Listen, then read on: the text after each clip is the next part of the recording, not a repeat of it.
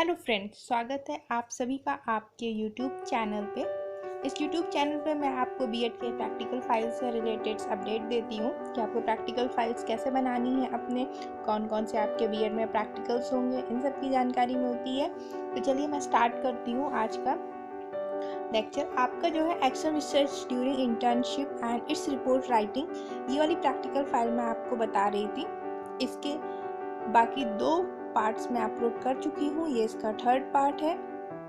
तो अगर आपने वो ऊपर के 2 अपलोड्स नहीं देखे हैं तो ऊपर आपको या नीचे डिस्क्रिप्शंस पे जो है मैं इसका लिंक दे दूँगी एक्शन रिसर्च का, आप वहाँ पे जा करके आपके इसके बाकी के पार्ट्स आप सीक्वेंस से देख लीजिएगा ताकि आपकी प्रैक्टिकल फाइल प्रॉपरली बन जाए। तो चलिए स्टार्ट करते हैं।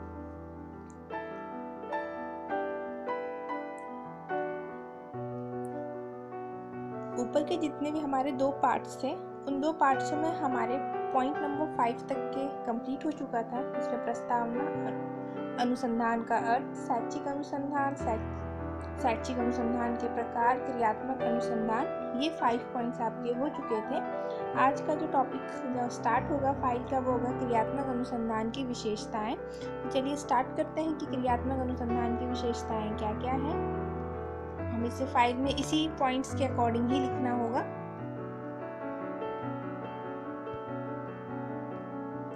ये सारी चीजें आपकी एक्सप्लेन कर चुकी हूँ। क्रियात्मक अनुसंधान की विशेषताएं। स्टीफन एम कोरी 1953 के अनुसार क्रियात्मक अनुसंधान की प्रमुख विशेषताएं निम्नलिखित हैं। ये विशेषताएं जो है क्रियात्मक अनुसंधान की किस मनोवैज्ञानिक ने दी है? स्टीफन एम कोरी ने 1953 में। इन्होंने फर्स्ट विशेषता क्या बताई है उसको एक बार देखते हैं। क्रियात्मक अनुसंधान परिस्थितिगत शोध है, अर्थात यह अवसर पर किया गया है। वह अध्ययन है जिसका प्रयोग किसी वास्तविक परिस्थितियों में मूर्त समस्याओं के संदर्भ में किया जाता है। क्रियात्मक अनुसंधान जो है परिस्थितिगत शोध है, मतलब कि इसमें अवसर पे कोई एक आपको एक मौका मिलेगा तब आप इसमें रिएक्शन मतलब करेक्शन जो भी कराना चाहते हैं वो आप कर सकते हैं, आपको एक अवसर मिलता है। और इसमें वास्तविक जो आपकी रियल है, जो आपको पता होगा बच्चे की अगर प्लस की प्रॉब्लम्स है, मात्राओं की गलती क्या है, ये सब चीज़ें आपको पता होंगी। तो ये वास्तविक परिस्थिति में मूर्त समस्याएं जो आपको दिख रही हैं बच्चे में, जो समस्याएं आप बच्चे को अच्छे से कई सारे टर्म्स के जरिए चेक करते हैं, ठीक है, तो उसकी क्या प्रॉब्लम्स है, उसके प्रॉब्लम्स के बेस तक जाते हैं, उस तो आपको पता चल जाता है। तो एक मूर्त समस्याएं होती है, आपको दिखाई दे जाती है वो समस्याएं, और फिर आप उसमें क्या करते हैं, रिसर्च करना शुरू कर देते हैं, उसमें बच्चे का करेक्शन करना शुरू कर देते हैं। इसका स्वरूप अनौपचारिक है। कैसा है? अगर आपसे पूछा क्रियात्मक अनुसंधान का स्वरूप कैसा है, तो अनौपचारिक है, लचीला है, यह यथार्थ को अंकित परिप्रेक्ष्य में जुड़े रहने के कारण अत्यंत गतिशील संदर्भों में संपन्न होता है।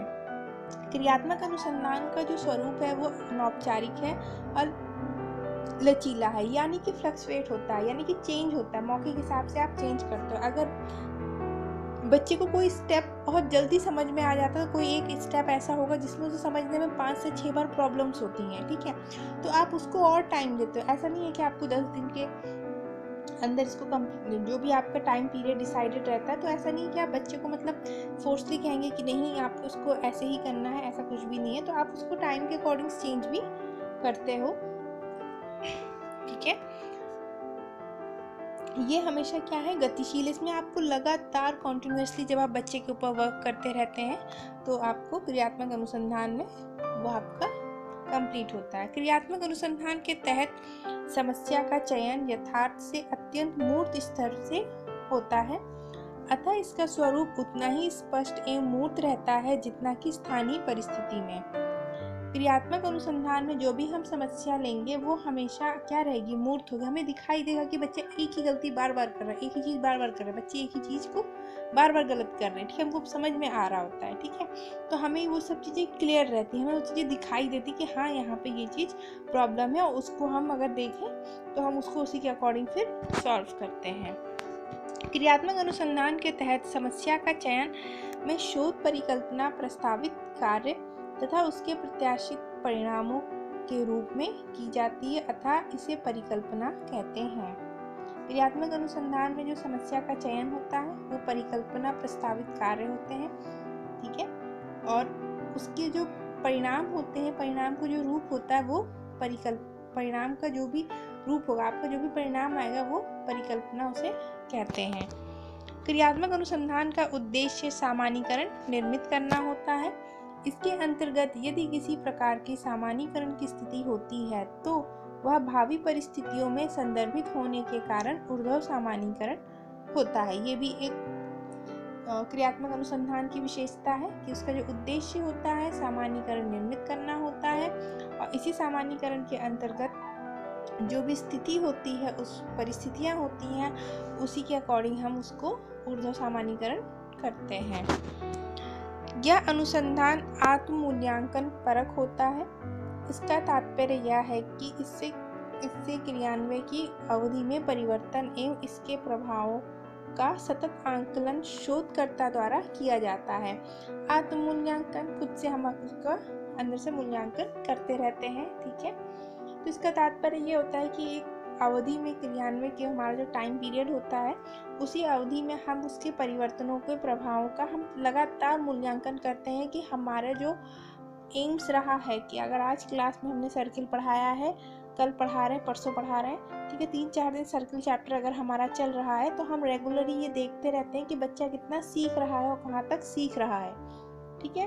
तो ये सब चीज़ें हम लोग उसमें देखते हैं। सतत आकलन भी करते रहते हैं, बीच में क्वेश्चंस भी पूछते रहते हैं कि वो कितना सीख पा रहा है या हम उससे कितना सिखा पा रहे हैं, तो अपना खुद का मूल्यांकन करते रहते हैं। इसमें क्रियात्मक अनुसंधान के व्यावसायिक परिणामों को सहज व निरौपचारिक ढंग से अपनी व्यावसायिक जिम्मेदारियों का निर्वाह करते हुए दूसरों को संप्रेषित करता है। क्रियात्मक अनुसंधान में अगर जो भी व्यावसायिक परिणामों को हम कलेक्ट करते हैं और उसको जो है अपनी जिम्मेदारी के रूप में निर्वाह करते हुए दूसरे को क्या करते हैं, संप्रेषित करना, मतलब होता है कम्युनिकेशन करना होता है, और दूसरों को क्या करते हैं, उससे प्रेरित करते रहते हैं, ठीक है। क्रियात्मक अनुसंधान का उपयोग अत्यंत तात्कालिक एवं प्रत्यक्ष रूप से उपस्थित परिस्थितियों में होता है। जो भी इसका उपयोग होगा वो हमेशा जो प्रॉब्लम आपके सामने होगी उस करंट टाइम पे उसी को लेकर के ही होती है। जहाँ एक और इसके माध्यम से परिस्थिति में सुधार करना, एक और अगर हम एक तरफ देखें तो हम जो भी हमारे सामने सिचुएशन है उसको हम करेक्ट करने की कोशिश करते हैं, उससे बेहतर करने की कोशिश करते हैं। तो वही क्या कहते हैं, अभ्यास करता है कि व्यावसायिक कुशलता में अभिवृद्धि लाना, जिसको हम सिखा रहे होते हैं उस पे क्या होती है, उसकी जो कमियां होती हैं उसको हटाने की भी कोशिश करते हैं, ठीक है, ताकि उसकी ग्रोथ अच्छे से हो सके। तथा व्यवहारिक परिस्थितियों से जुड़े गोचरों के बारे में उसके प्रकार्यात्मक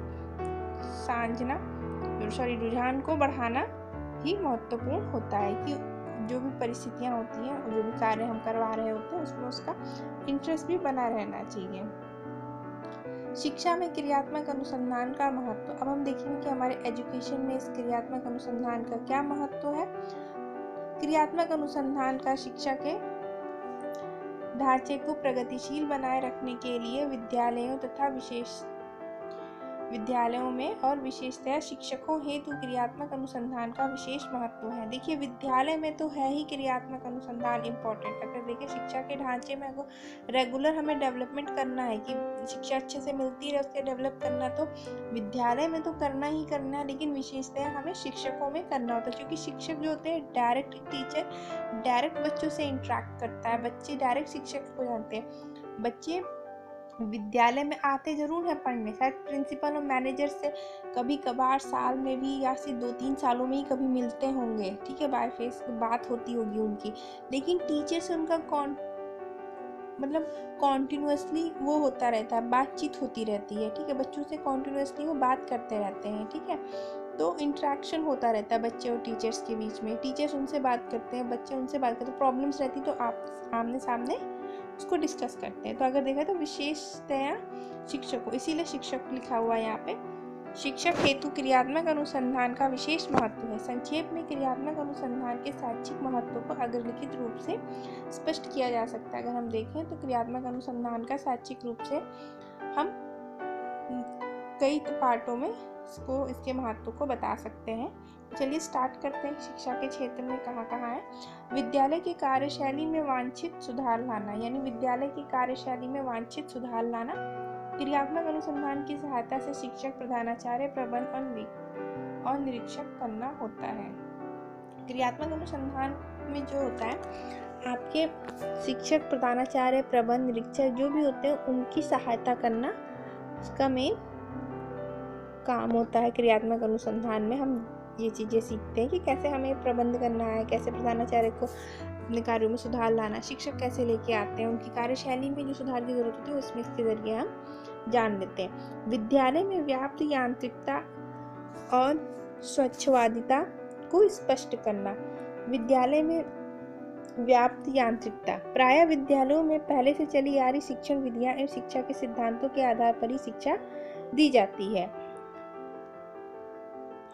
इसका मतलब ये है कि विद्यालय में जो पहले से हम टेक्निक यूज़ कर रहे हैं बच्चों को पढ़ाने के लिए, देखिए अगर आप वैदिक काल में देखें, उत्तर वैदिक काल को अगर देखें, उसके बाद धीरे धीरे टाइम पीरियड को अगर आप देखते जाएं तो आप देखेंगे शिक्षा का पढ़ाने का तरीका है, मेथड है, वो हमेशा चेंज होता है, यानी कि टाइम के साथ चेंज होता जा रहा है। अभी कोरोना टाइम पे देख लीजिए, आपकी शिक्षा की पूरी टेक्नोलॉजी चेंज हो गई, जहाँ पे बच्चों को प्राइवेट स्कूल से लेकर के गवर्नमेंट स्कूल में, प्राइवेट स्कूल में तो फिलहाल उतना नहीं था, लेकिन हाँ गवर्नमेंट स्कूल में जहाँ बच्चों को एक पढ़ाने के लिए ब्लैक बोर्ड और चॉक डस्टर का यूज़ होता था, वहीं अब जो है स्मार्ट टेक्नोलॉजी के तहत जो है गवर्नमेंट स्कूल में बच्चों को स्मार्ट बोर्ड के ज़रिए पढ़ाया जा रहा है, ऑनलाइन पढ़ाया जा रहा है।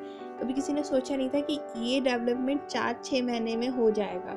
ठीक है, इतना मतलब शुरुआत हो गई है एक तरीके से अगर देखें तो। टेक्नोलॉजी इसमें लेकर आ गया, एजुकेशन में टेक्नोलॉजी के तरीके से आप पढ़ाना स्टार्ट हो गया है। तो ये क्या हो रहा है, शिक्षा के उसमें चेंजेस हो रहे हैं, बच्चे घर बैठ करके एजुकेशन ले रहे हैं। अब इसमें संसाधनों को हमें बढ़ाने की आवश्यकता होगी। अगर हम देखें तो क्या होगी कि जो पुरानी शिक्षण विधियां हैं उसमें अब चेंजेस हो रहे हैं, ठीक है, वो बदल रही है। तो कई स्कूलों में पुराने ही तरीके से पढ़ाया जा रहा होता है, तो उसमें परिवर्तन करने की ज़रूरत होती है।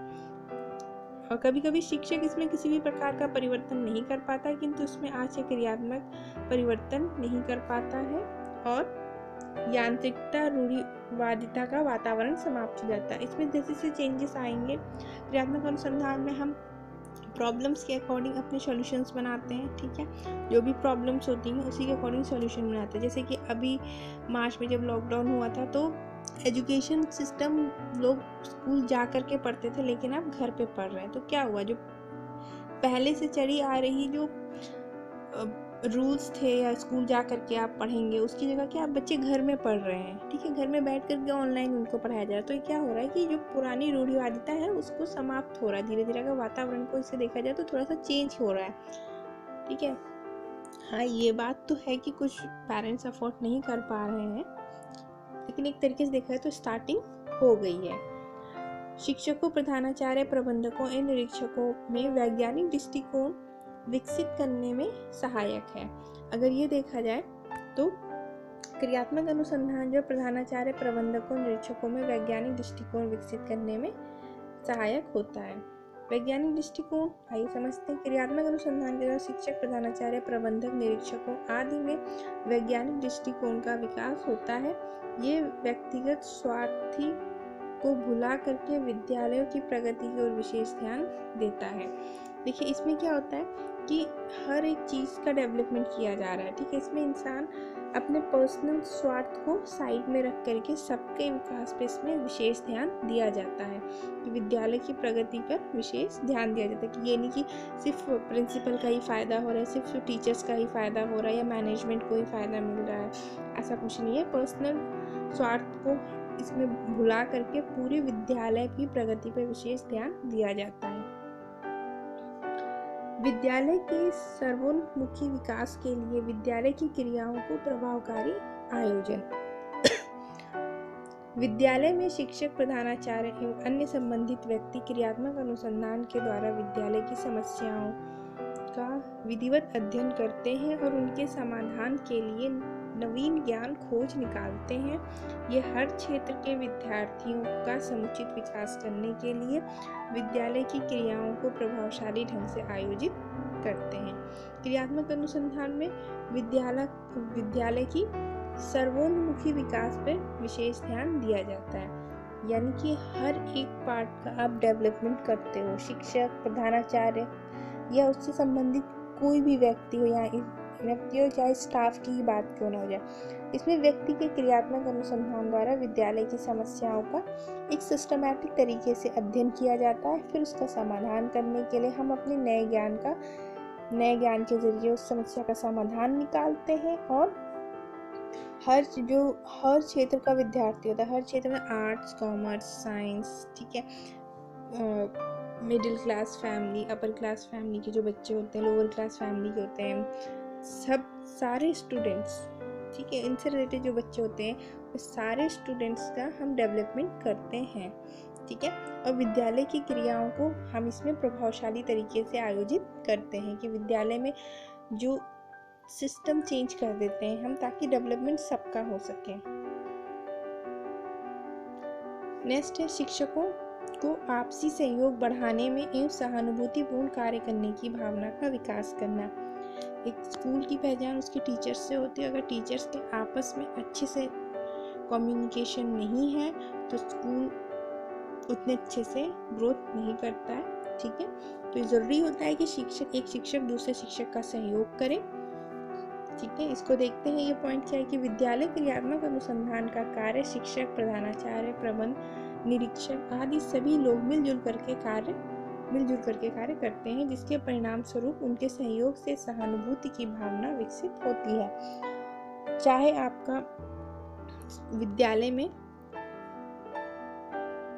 चाहे टीचर्स हो, ठीक है, और चाहे आपके स्कूल का पियोन हो, ठीक है, उन सबके बीच में आपस में ऐसा मतलब कम्युनिकेशन सिस्टम होना चाहिए, ऐसे एक दूसरे के सहयोग की भावना होनी चाहिए कि एक दूसरे की हेल्प करें, ठीक है। चाहे एक शिक्षक हो, शिक्षक की जिम्मेदारी होती है बच्चों का, अगर किसी तरीके से कोर्स कंप्लीट नहीं होता तो प्रधानाचार्य की रिस्पॉन्सिबिलिटी होती है कि जो इम्पोर्टेंट पॉइंट्स हैं या जो ज़रूरी होते हैं उस क्लास सेक्शन में कि वही करवाया जाए। टीचर्स पे फोर्स ना डाला जाए कि ज़बरदस्ती आपको बस कोर्स ख़त्म करना है या बुक्स ख़त्म करनी है, तो इसमें वो हेल्प कर सकते हैं, ठीक है। कई तरह की चीज़ें होती है मैनेजमेंट से रिलेटेड, मैनेजमेंट देख लेता है बाकी सब चीज़ें, ठीक है। तो ये सब चीज़ें होती है, निरीक्षक प्रॉपर काम हो रहा है कि नहीं, अगर टीचर नहीं कर पा रहा है तो उनकी प्रॉब्लम्स को जानना कि इतने अच्छे से काम क्यों नहीं कर पा रहे हैं, क्या प्रॉब्लम्स है, ठीक है। कोई चीज़ नहीं आ रही है तो उसमें हेल्प करना, तो ये सब चीज़ें जो होती हैं एक दूसरे की वो हेल्प करते हैं। तो जितना अच्छा उनका सहयोग होगा अपने स्टाफ के लिए और स्टाफ का अपने विद्यालय के लिए, तो उसका अच्छा इफेक्ट हमारे स्टूडेंट्स पे पड़ता है। तो इसमें सबके विकास होता है। विद्यालय की उपलब्धियों के स्तर को बढ़ाने में सहायक, विद्यालय की जो उपलब्धियां होती हैं उसको बढ़ाने में भी क्रियात्मक अनुसंधान बहुत इम्पोर्टेंट होता है। देखते हैं, क्रियात्मक अनुसंधान विद्यालय की शिक्षा संबंधी विभिन्न समस्याओं का अध्ययन करके उनके सामने समाधान ढूंढता है और परीक्षाओं असफलताओं के कारणों का पता लगा करके उसको दूर करने का प्रयास किया जाता है, और इस प्रकार विद्यालय की उपलब्धियों के स्तर में वृद्धि की जाती है। विद्यालय की उपलब्धि से मतलब ये है इनका कि विद्यालय में जो भी शिक्षा से संबंधित, जो विद्यालय में तो एजुकेशन का ही काम होता है, ठीक है, और तो कुछ होता नहीं है, सिर्फ एजुकेशन को देनी होती है बच्चों को। तो एजुकेशन देने से रिलेटेड, ठीक है, बच्चों को सिखाने से रिलेटेड, बच्चों के सीखने से रिलेटेड जितनी भी प्रॉब्लम्स होती हैं उन सब को ऑब्जर्व किया जाता है, उनके बारे में जाना जाता है, जानते हैं। फिर देखते हैं कि कहाँ पर टीचर्स ठीक से नहीं सिखा पा रहे हैं या बच्चे ठीक से सीख नहीं पा रहे हैं, इन सब चीज़ों को नोटिस किया जाता है। और अगर जहाँ कहीं भी अगर शिक्षक में कमी है तो शिक्षक में, स्टूडेंट्स में तो स्टूडेंट्स में, मैनेजमेंट, प्रिंसिपल, किसी में भी, तो उन समस्याओं, किसी भी तरह की समस्या होती तो उन सारी समस्याओं का समाधान इसमें ढूंढा जाता है। परीक्षा में असफलता, अगर बच्चे कई बार देखते हैं कि टीचर्स पढ़ा रहे होते हैं, बच्चे ठीक से पढ़ते नहीं हैं। तो रिज़ल्ट क्या होता है कि काफ़ी बच्चे फेल हो जाते हैं। तो इन कारणों का पता लगाया जाता है कि क्योंकि टीचर जो समझा रहा है वो बच्चे समझ नहीं पा रहे हैं, कम्युनिकेशन से रिलेटेड प्रॉब्लम्स आ रही है, या फिर टीचर्स ठीक से नहीं पढ़ा रहा है। इस तरीके की जो परीक्षा में असफलता के कारण कई सारे मैंने भी बताए हैं अभी आपको कि टीचर ठीक से नहीं पढ़ा पा रहा है या बच्चे ठीक से नहीं पढ़ रहे हैं। तो इन सारी समस्याओं का जो मेन रीजन होता है असफलता के कारणों को कि टीचर्स नहीं पढ़ा पा रहे हैं या बच्चे नहीं सीख पा रहे हैं, जिस भी तरह की कोई भी प्रॉब्लम्स होती है उन असफलताओं का पता लगा करके उसको दूर करने का प्रयास किया जाता है। और इससे क्या होगा, अगर आप जो भी प्रॉब्लम्स आ रही है इससे रिलेटेड सीखने और सिखाने में, तो अगर ये प्रॉब्लम सॉल्व हो जाएगी सीखने सिखाने की जो भी प्रॉब्लम्स आ रही हैं, तो इससे क्या होगा, विद्यालय की जो भी अचीव करना चाहता है वो ज़्यादा अच्छे से अचीव कर सकता है। 7th पॉइंट है इसका, विद्यालय में सामाजिक कुशलताओं का विकास करने में सहायक। बालकों में सामाजिक कुशलता का विकास करना भी वर्तमान शिक्षा का प्रमुख उद्देश्य है, क्योंकि आज के बालक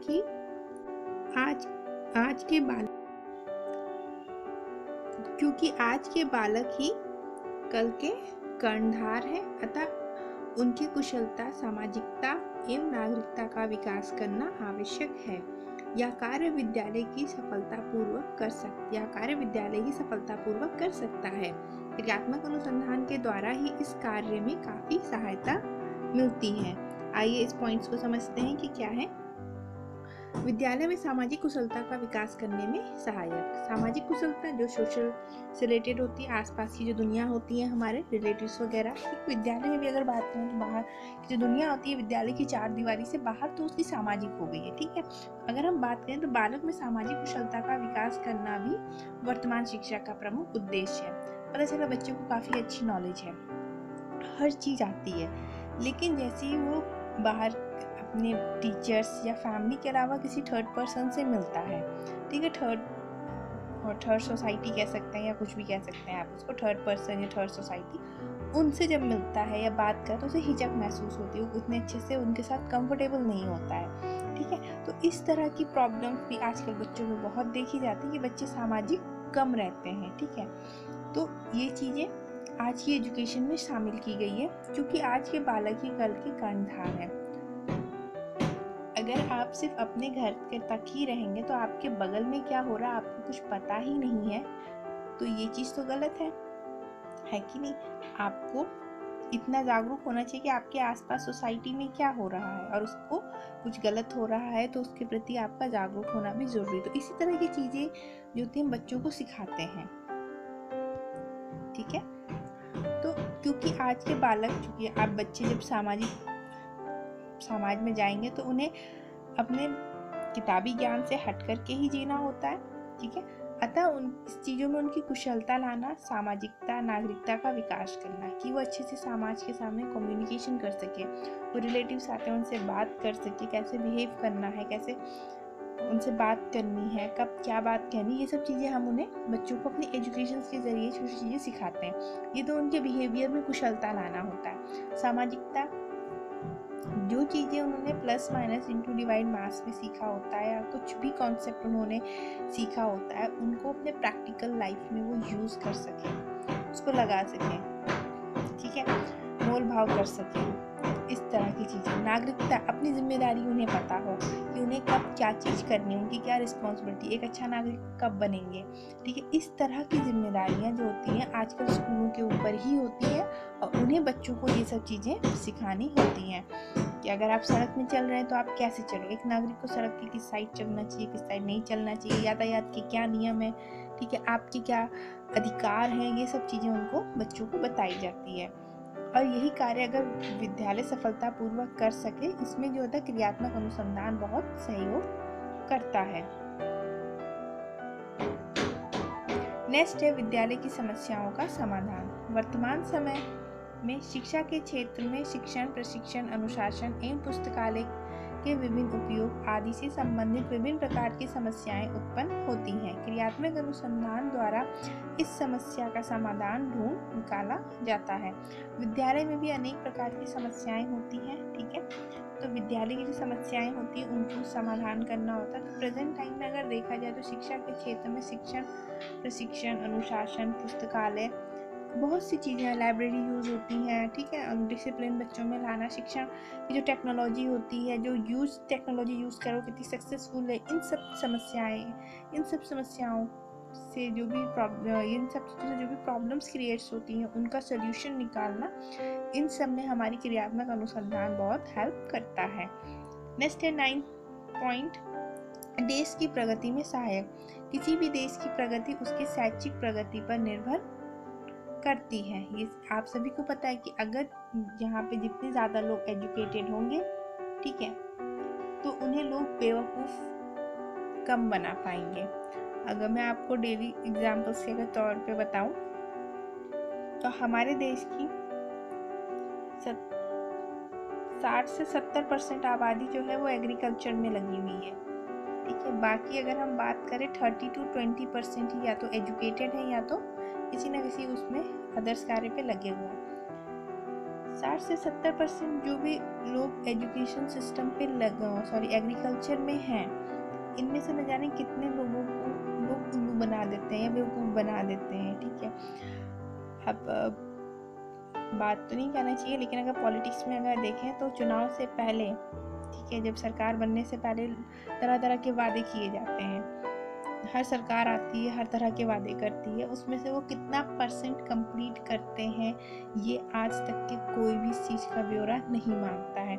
आपने इलेक्शन हो गए हैं, आपके 2 साल हो गई सरकार बने हुए, 3 साल हो गई आपकी सरकार बने हुए, आपने कितना अपना वादा पूरा किया है, इसमें इतनी ज़्यादा आवाज़ कोई नहीं उठाता है, ठीक है। जिस आधार पर इलेक्शन लड़ते हैं उन आधार पर वो कितना उनका टारगेट होना पूरा, ये सब वो कुछ नहीं। और भी कई सारे पॉइंट्स है, जैसे कि एक मुद्दा होते हैं कि मंदिर मस्जिद के नाम पे वोट मांगते हैं, धर्म के नाम पे मांगा जाता है वोट, ठीक है। तो और अगर देखा जाए तो रोजगार के नाम पे जितनी भी गवर्नमेंट्स होती हैं वो वोट मांगती हैं, ठीक है। तरह तरह के वादे किए जाते हैं, पर वो उन्होंने कितना कंप्लीट किया है इसके बारे में अगर देखा जाए तो उतना कंप्लीट नहीं करते हैं वो लोग, ठीक है। तो ये क्या होता है कि हमारी इतनी जनता जागरूक नहीं है, क्योंकि एक लोकतांत्रिक देश में, एक लोकतंत्रात्मक देश में ज़रूरी होता है कि अगर सरकार ने कोई चीज़ कही है, जिस आधार पर उन्होंने अपनी सरकार खड़ी की है, तो वो पूरे वो सारे काम वो चाहें तो 3 महीने के अंदर कर सकते हैं। लेकिन यही होता है कि अगले इलेक्शंस के लिए उनको उसी चीज़ को आधार बना के फिर से वो वोट लेने के लिए जनता के पास पहुंच जाते हैं और जनता फिर वोट दे ही देती है, ठीक है।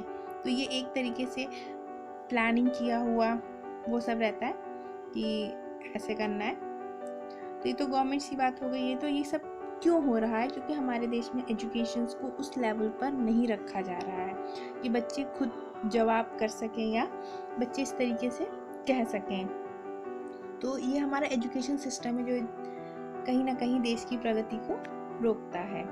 दूसरा अगर पॉइंट देखा जाए तो बहुत से हैं ऐसे एग्जाम्पल्स, अगर आप देखें तो एग्रीकल्चर में अगर लोग हैं, साक्षर हैं, ठीक है, उनको यही नहीं पता कि उनके एरिया का कौन खड़ा है, बस पार्टी के नाम पे वोट देते। कभी ऐसा नहीं करना चाहिए, ठीक है। तो पार्टी को देख करके कि ये वाली पार्टी है तो हम इसी को ही वोट करेंगे, ऐसा भी नहीं करना चाहिए। आपके पास में जो जिस आपकी एरिया में जो इंसान खड़ा है वो कितना एजुकेटेड है, कितना पढ़ा लिखा है, कितना उसका बैकग्राउंड वगैरह देख करके ही वोट देना चाहिए। तो इस तरह की कई सारी छोटी छोटी चीज़ें होती हैं। तो ये कहीं ना कहीं नॉलेज चाहिए देखा जाए तो। अगर आपकी एक तरीके से कहते हैं कि समझ नहीं होना या उसके, तो बहुत ही आसानी से पॉलिटिशियंस उनको बेवकूफ़ बना सकते हैं। जब पॉलिटिशियन बनाते हैं तो हर कोई आम आदमी भी उनको बेवकूफ़ बना देता है। तो ये देख लेते हैं कि इस तरीके से छोटी छोटी चीज़ें होती हैं ना, ये नुकसान करती हैं। तो इस तरह के जो प्रॉब्लम्स होती हैं, ठीक है। तो अगर हम अपने एजुकेशन सिस्टम को डेवलप कर दें, इस लेवल पे कर दें कि देश का हर इंसान जो है, जितनी आबादी है हमारे देश में, वो सब एजुकेटेड हो, ठीक है, सबको पता हो कि क्या सही है क्या गलत है, तो कहीं ना कहीं देश बहुत ही अच्छे से प्रगति की ओर उनको ले जाया जा सकता है। जैसे बहुत से गवर्नमेंट स्कूल होते हैं, सरकार गांव में गवर्नमेंट स्कूल होते हैं, तो बच्चों को भेजा ही नहीं जाता है, ठीक है। तो ये कहीं ना कहीं सरकार ने स्कूल तो खोल दिए हैं, ठीक है, टीचर्स और कभी कभी होते टीचर्स ही नहीं रखे जाते हैं, वहाँ पर अपॉइंट ही नहीं किए जाते हैं। बच्चे तो बहुत हैं पर टीचर्स ही नहीं है गवर्नमेंट स्कूल में। तो गवर्नमेंट स्कूल्स की भी कुछ हालत ऐसी, हालांकि मांग हो रही है सुधारने की। तो कहीं ना कहीं अगर देखा जाए तो नीचे हमारा जो बेस वर्क होता है, हमारा जो बेसमेंट होता है, बेसमेंट, तो वहाँ से हमें सुधार करने की आवश्यकता है। कहते हैं ना, अगर नींव अच्छी होती है तो मीनार भी बहुत मजबूत खड़ी हो जाती है। कुछ ऐसा ही आप कह सकते हैं कि यहाँ पे एजुकेशन का भी यही सिस्टम है कि अगर बच्चे की नींव बहुत अच्छी है, ठीक है, अगर उसको प्राइमरी से लेकर के 8th तक की एजुकेशन उसके लिए फ्री है और वो बहुत ही उच्च क्वालिटी की है, मतलब एकदम हाई अच्छी एजुकेशन उसको दी जा रही है, हर तरह की एजुकेशन उसको मिल रही है, बेटर टीचर्स उसको प्रोवाइड कराए जा रहे हैं, ठीक है।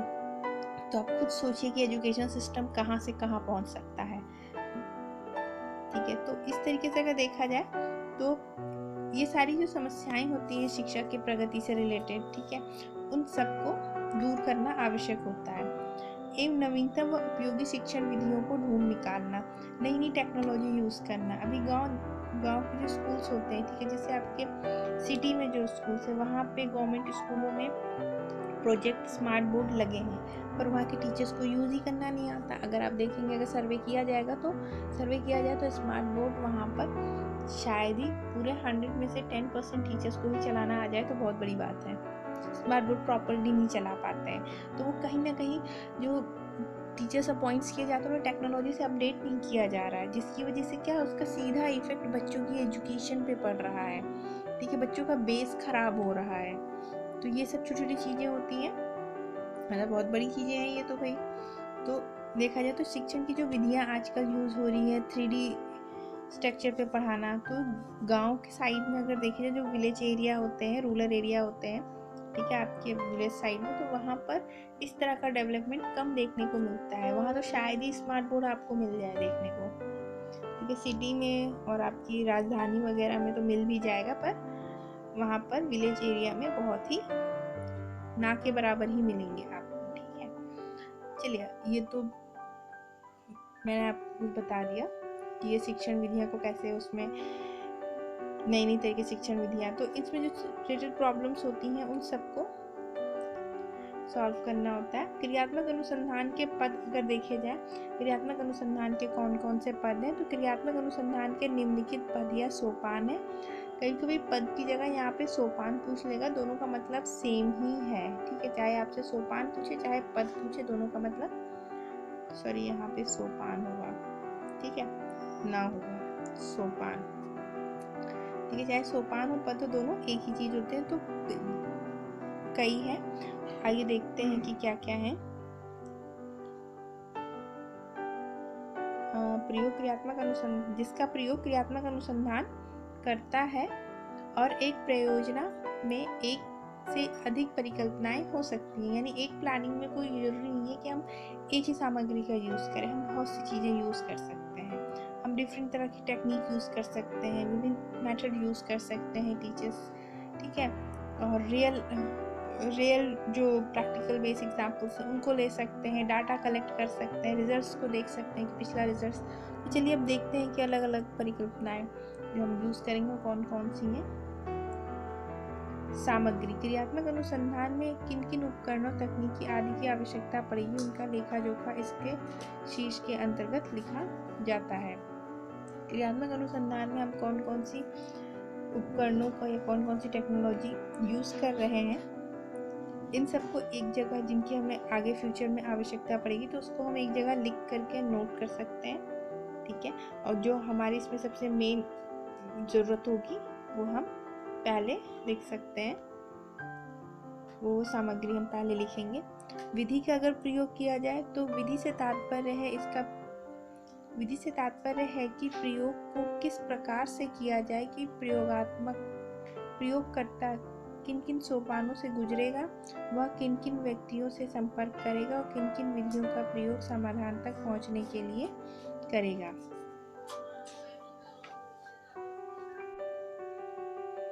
विधि से तात्पर्य है कि कौन सी विधि यूज कर रहे हैं, किस तरह की विधि का आप प्रयोग करेंगे, ठीक है। और प्रयोगकर्ता कौन कौन से स्टेप से गुजरेगा, जो एक्सपेरिमेंट कर रहा है, अगर टीचर कर रहा है तो कौन कौन से एक्सपेरिमेंट्स करेगा, first step, second step, third step उसका क्या होगा, ठीक है। और किन किन लोगों से, कौन कौन से बच्चे होंगे, ठीक है, किन किन लोगों से वो संपर्क करेगा, कौन कौन सी विधि का प्रयोग करेगा अपनी मेन प्रॉब्लम्स को सॉल्व करने के लिए। तो ये सब इसकी पद है, क्रियात्मक अनुसंधान के पद है ये। फिर विधि होगा, फिर वास्तविक प्रयोग होगा। क्रियात्मक अनुसंधान यानी कि क्रियात्मक अनुसंधान में प्रयोग की रूपरेखा के अनुसार प्रयोग पर पूर्ण विवरण लिखा जाता है। जो हम प्रयोग करने जा रहे हैं उसका पहले हम एक रूपरेखा बना देंगे अपने माइंड में कि ये करना है, ये first step, second step, third step, fourth step, जैसा भी हमारा होगा हम उसे अकॉर्डिंग कर देंगे। जैसे मैंने आपको आगे के 2 लेक्चर्स में भी बता रखे कि अगर प्लस सिखा रहे हैं बच्चों को तो उसका बेस पे पहुंच रहेंगे। फिर उसके बाद हम ये जान लेंगे कि उसको कहाँ से हमें स्टार्ट करना है, ठीक है। तो हम उसकी रूपरेखा बना दी थी वहाँ पर कि ये हमें फर्स्ट स्टेप, सेकेंड स्टेप, तो उसका पूर्ण विवरण इसमें हम लिखते हैं। आंकड़े एकत्र करना, वास्तविक प्रयोग के आधार पे आंकड़े एकत्र के, जो भी हमारा वास्तविक प्रयोग है उस पर हम डाटा एकत्रित करते हैं, सारणी टेबल बनाते हैं। परिणाम, एकत्रित आंकड़ों की हम व्याख्या के आधार पर परिणाम जो भी होता है, ठीक है, व्याख्या करते हैं।